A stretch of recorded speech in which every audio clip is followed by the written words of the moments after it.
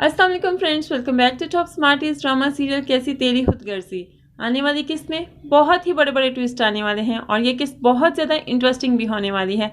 आखिर इस किस्त में क्या होगा, मुकम्मल कहानी आपसे शेयर करूंगी। उससे पहले आपसे रिक्वेस्ट है, अगर चैनल पर न्यू है तो ज़रूर सब्सक्राइब कर दीजिए, साथ ही बेल का नोटिफिकेशन ज़रूर प्रेस कीजिएगा ताकि मेरी हर आने वाली वीडियो आप आसानी से देख सकें। महक जो कि एहसन के साथ अपने माँ बाप के घर आई है और निदा इसे देख लेती है, इसलिए निदा बहुत ही गुस्से में इसके पास आती है और कहती है, अगर एहसन से मोहब्बत करती थी शादी क्यों ना कर ली, मेरी ज़िंदगी क्यों खराब की। महक जो कि अपने बाप के पास बैठी थी, बहुत ही ज़्यादा गुस्सा आया, खड़ी हुई और बहन को थप्पड़ मार दिया। थप्पड़ मारते ही उसको बातें भी सुना दी, तुम्हें शर्म नहीं आती मुझसे ऐसी बातें करते हुए, बड़ी बहन हूँ तुम्हारी। बाप भी बहुत परेशान हो गया और महक गुस्से में अपने घर वापस चली जाती है।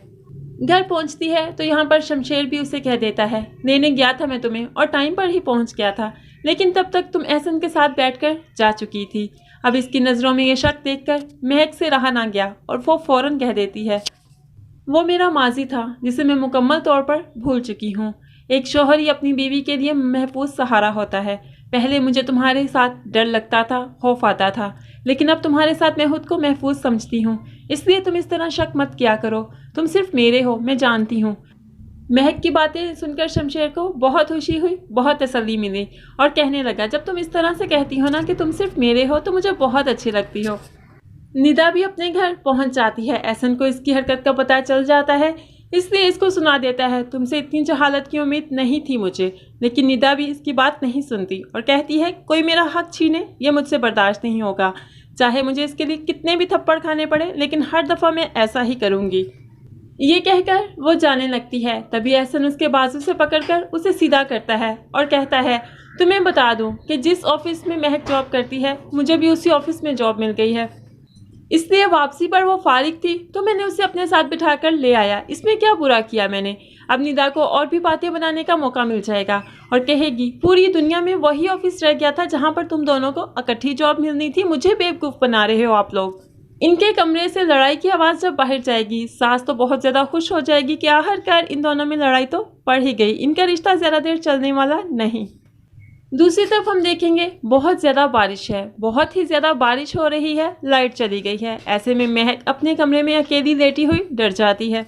वो मोमबत्ती हाथ में उठाए शमशेर के कमरे का दरवाज़ा नॉक करती है, कहती है, मैं बहुत डर रही हूँ, क्या अगर आप कहें तो मैं आपके साथ एक दिन के लिए सो सकती हूँ। शमशेर तो बहुत ही ज़्यादा खुश हो जाता है, महक को अपने कमरे में अपने पास आने की इजाज़त दे देता है। तब महक डरी सहमी शमशेर के बेड पर लेट जाती है। दोनों एक दूसरे की तरफ कमर करे लेटे हैं और एक ही दूसरे के बारे में सोच रहे हैं। महक सोचती है कि शमशेर कितना अच्छा है, इसके साथ मैं खुद को कितना महफूज समझती हूँ, जबकि मैं इसको पहले बहुत गलत समझती थी, मैं ही गलती पर थी। ये तो हमेशा से ही मुझसे बहुत ज़्यादा मोहब्बत करता है। दूसरी तरफ हम देखें तो बाबा साहब अब शेरू को इनके घर भेज रहे हैं। तुम्हें पता है ना, आज काम हो जाना चाहिए, नहीं तो तुम्हारा क्या हशर करूँगा, तुम बहुत अच्छी तरह से जानते हो। शेरू बाबा साहब के सामने हाथ जोड़े बहुत ही अकीदत से खड़ा है और उन्हें यकीन दिलाता है कि इस दफ़ा काम ज़रूर हो जाएगा। ये कहकर वो गाड़ी में बैठ जाता है। अगले ही पल वो शमशेर के घर की दीवार फैलाकर शमशेर के सहन में पहुंच जाता है। शमशेर जब शोर की आवाज़ सुनता है तो चौंक जाता है, लेटा लेटा उठ जाता है और थोड़ी देर बाद देखता है शेरू उनके सामने पिस्टल ताने खड़ा है।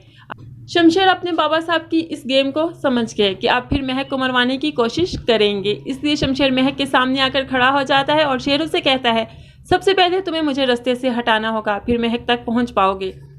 यहाँ पर शेरू जो है वो बहुत ही ज़्यादा कंफ्यूज हो गया, करूँ तो क्या करूँ, एक तरफ शमशेर और दूसरी तरफ बाबा साहब, अब क्या करे। या तो वो जानबूझकर गोली चला देगा जो कि शमशेर को छूकर गुजर जाएगी, उसके बाजू के पास से गुजरेगी ताकि वो ज़ख्मी हो जाए और उसके बाप को थोड़ा सा एहसास हो जाए कि अगर इस गोली में वाकई मेरा बेटा मर जाता तो मैं क्या करता। दूसरी तरफ ऐसा भी हो सकता है कि शेरू खुद को ही मार दे ताकि मैं खुद ही मर जाऊं और इस मामले से मेरी जान छूट जाए, क्योंकि बाबा साहब ने तो उसे साफ साफ कह दिया कि अगर महक ना मरी तो इस बार तुम्हें मार दूंगा। इसलिए मुझे ऐसा लगता है कि वो खुद को खुद ही मार देगा ताकि शमशेर से भी वफादारी कर जाए और महक को भी नुकसान ना पहुंचे।